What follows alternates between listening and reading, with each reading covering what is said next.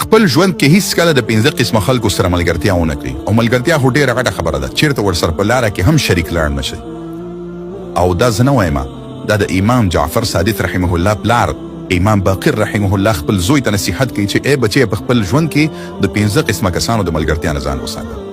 او ملګرتیا وي ډېر لري خبره ده چیرته ورسره په لاره باندې هم شریک لاړ نشي نو دا نصیحت مونږ تاسو ته هم ده په خپل ژوند کې دغه 15 قسمه کسانو د ملګرتیا نه ځان وساتئ که ځان مو ساتلو ان شاء الله ډېره ګټه به ترلاسه کړئ او که ځان مو نه ساتلو نو نقصان به ستاسو مقدر وي اول نمبر ورته نصیحت کوي ورته وي چې د فاسق او د فاجر سړي سره ملګرتیا مه کوه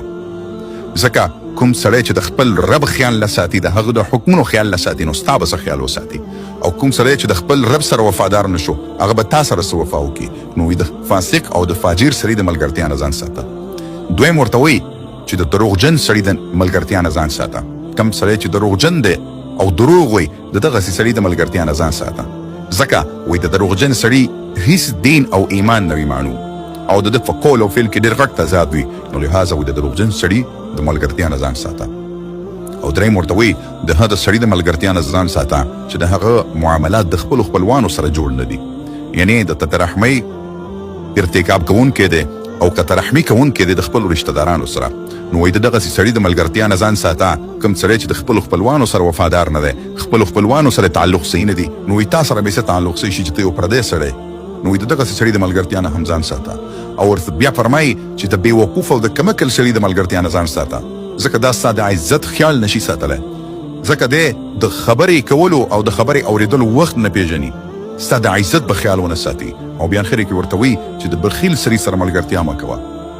د بخیل سړي سره ملګرتیا مه کوه ځکه بخیل سړي ته خپل مال دا ډېر عزیز وي او پیسه یې ډېره خوښوي مال یې ډېر خوښوي نو وایي له ځان نه به خبر هم نه یو د مال په بدله کې به یې تم خرڅ کړی او ستا مال به یې حذف کړی نو وایي د بخیل سړي سره ملګرتیا مه کوه بخیل سړی د مال د خاطره ستا ملګرتیا هم قربانولی شي او تا هم قربانولی شي نو دا ډېر قیمتي نصیحتونه دي مونږ او تاسو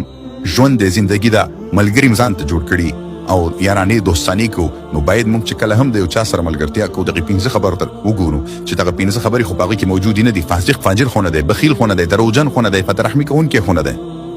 که چېرته دغه صفات او د دې نه یو صفت هم په هغه کې موجود وي اول خو دعوت ورته ورکړو نصیحت ورته وکړو چې دغه له ځان نه وباسه